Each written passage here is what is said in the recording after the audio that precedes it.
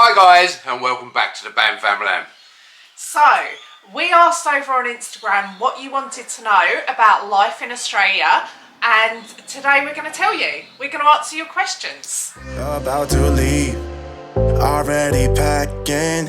Come with me, I'm not really asking. We'll get away to a place where we don't know. Whilst I'm just looking up your questions on Instagram, if you're not already following us on Instagram, head on over there. It is at the BAM Famalam in Australia. We chat to you, we ask you questions, you ask us questions, we show you the other parts of our lives that we don't film on camera. So yeah, anywho, go over there and give us a follow. The question is it expensive to rent a flat?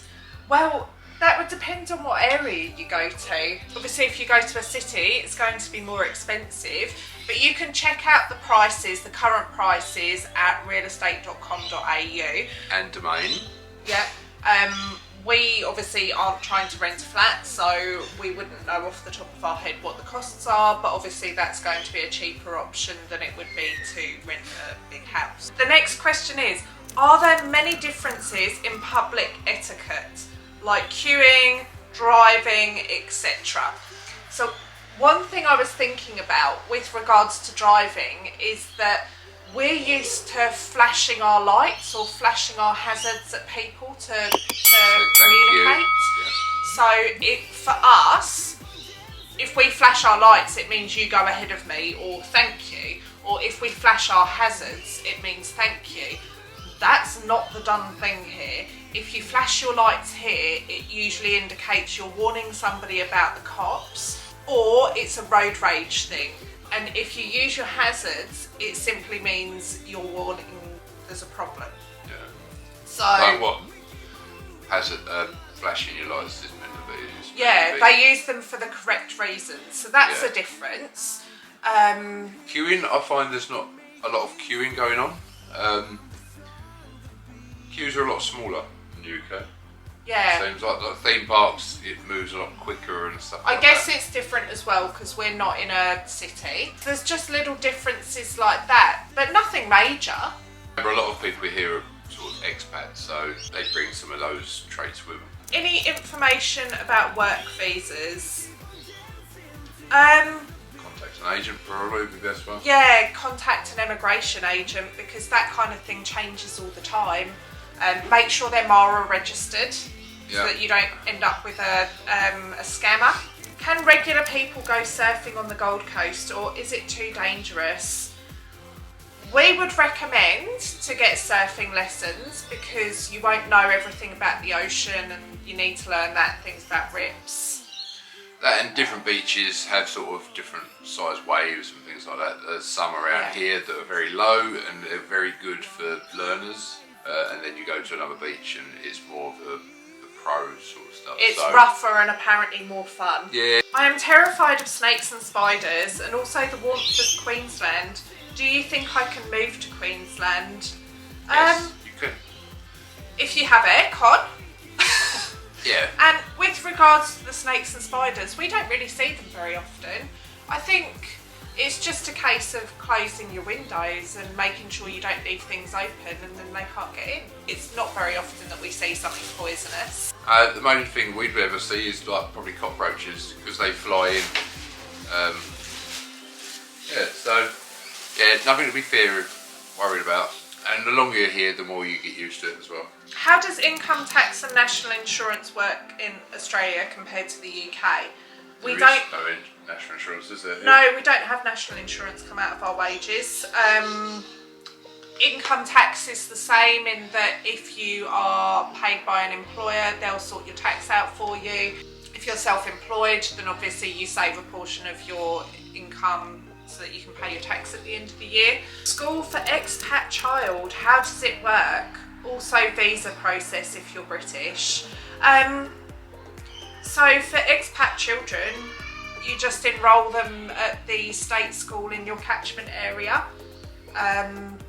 You're always entitled to go to the school in your catchment area unless you want to go to a private school.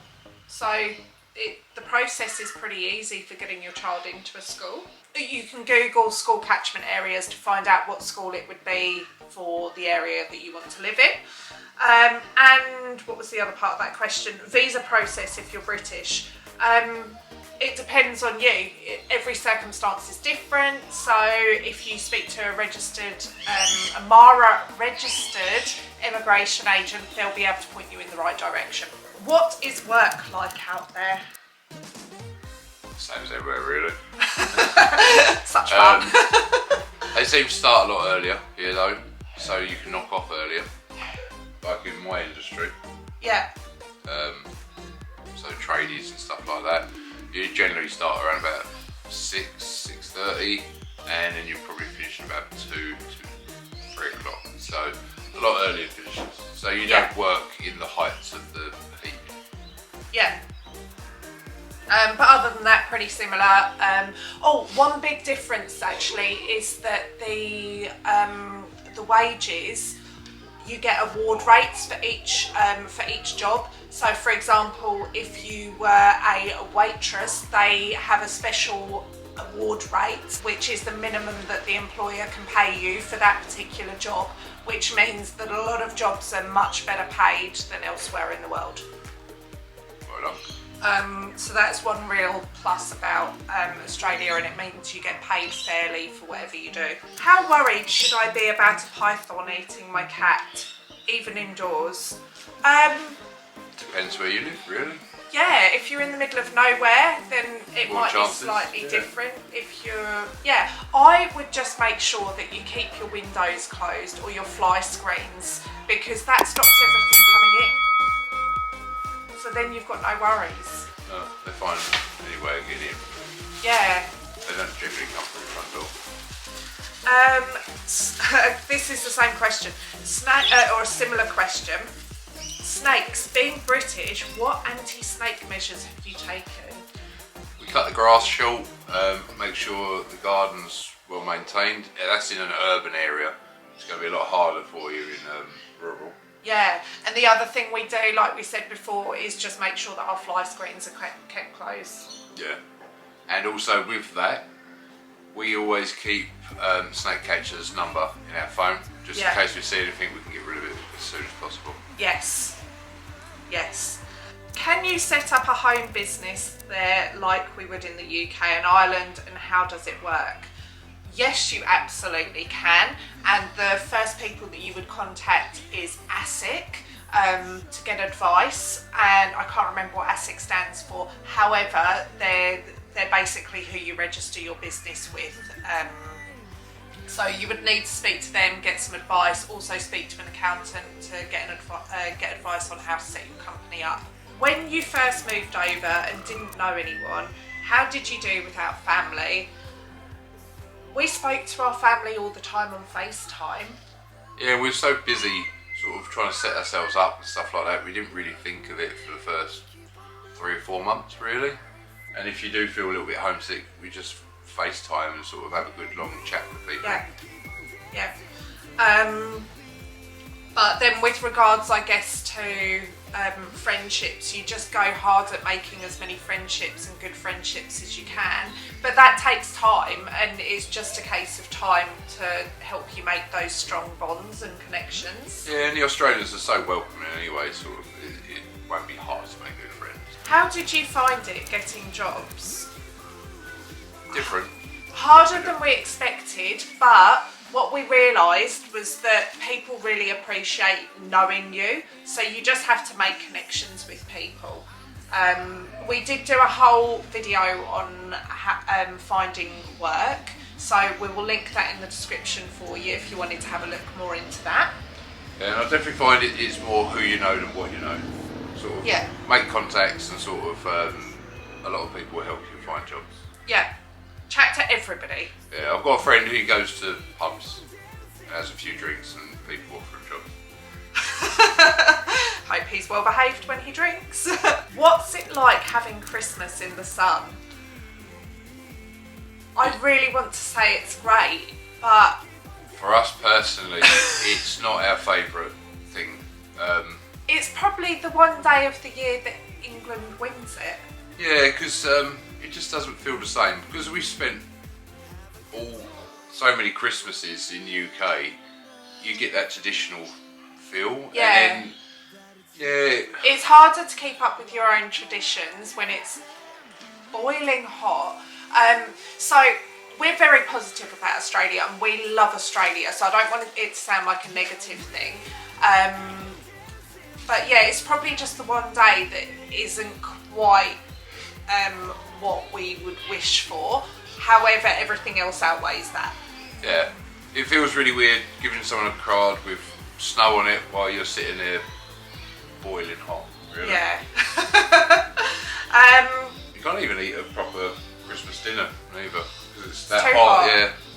Okay, so might be off topic, but did you study to get your visa or was your job on the wanted list? The answer to that is both. So my job was on the wanted list.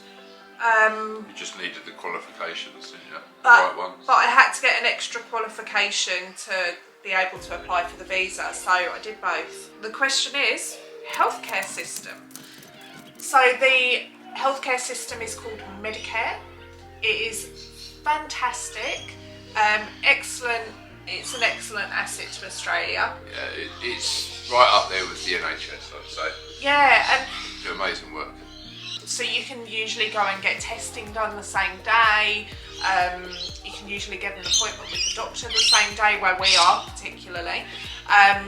So yeah, it's incredible, Medicare. What is the school and nursery system like? Personally, we think the education system is remarkable here. We're really happy with the education that the girls get, and we think that it's really innovative.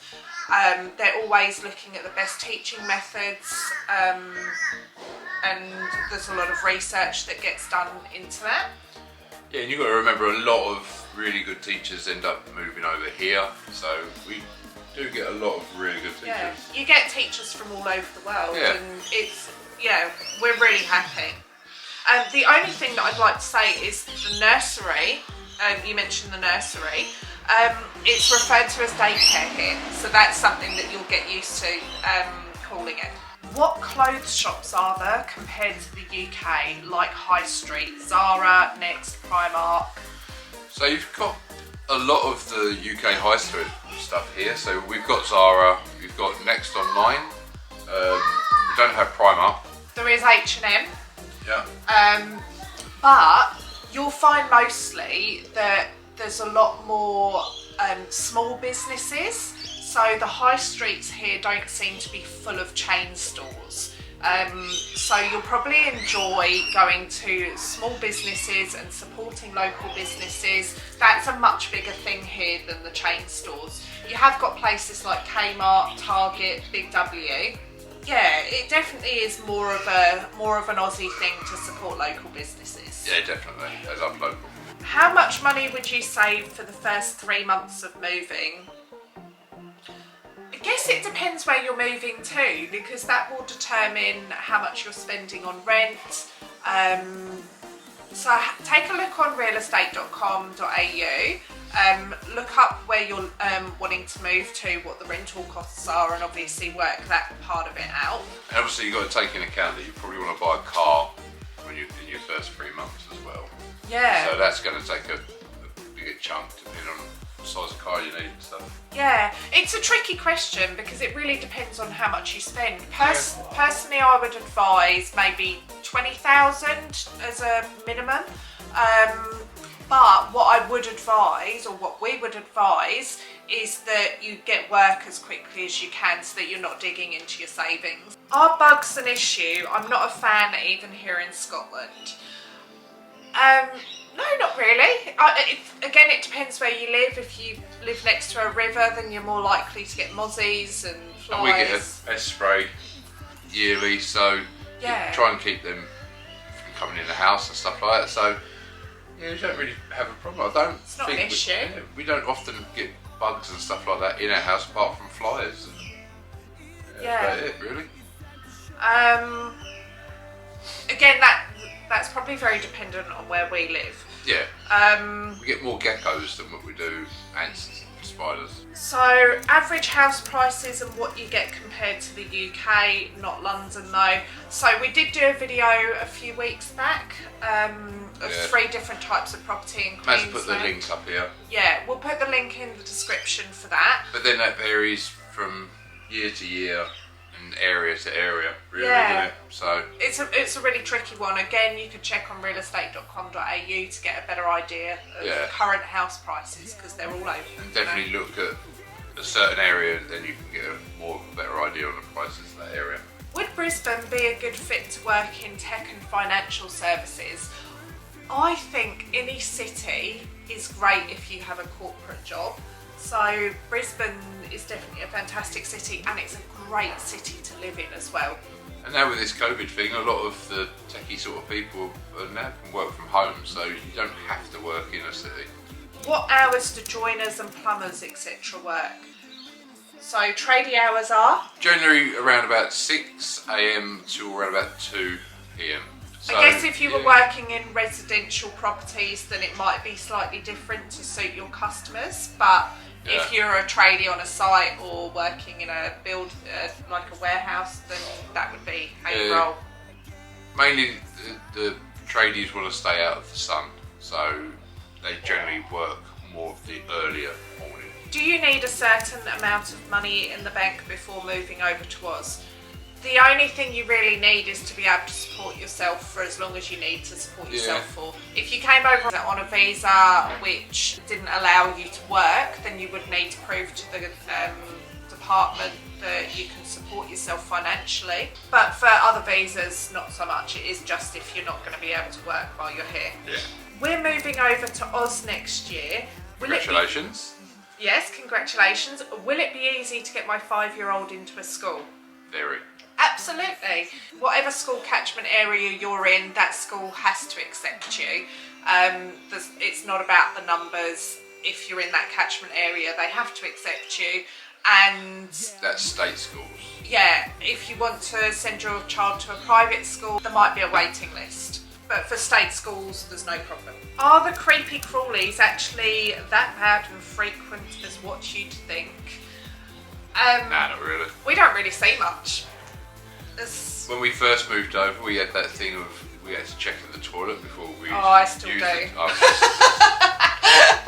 Checking the toilet, make sure there's nothing in there, but they're not bad at all. No, again, that's dependent on where you live. So if you live in Whoop Whoop is the name of anywhere that's in the middle of nowhere. So get used to that saying, because that's very Australian. Yeah, if you're in Whoop Whoop, you're in the middle of nowhere. Yeah, so if you're in Whoop Whoop, then you're more likely to encounter things. If you're in a town or city, then not so much. Does the heat get too intense in the summer to handle coming from the UK, especially in Queensland?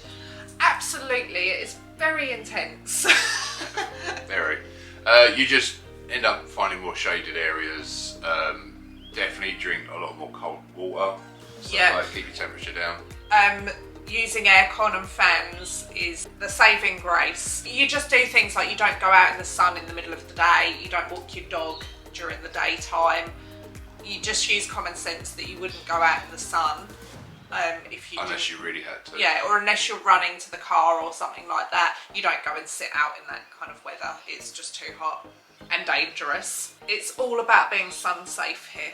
Thank you for sending us your questions. Don't forget to head on to Instagram and give us a follow if you haven't already. And if you haven't already, subscribe to this channel. And definitely give this video a like.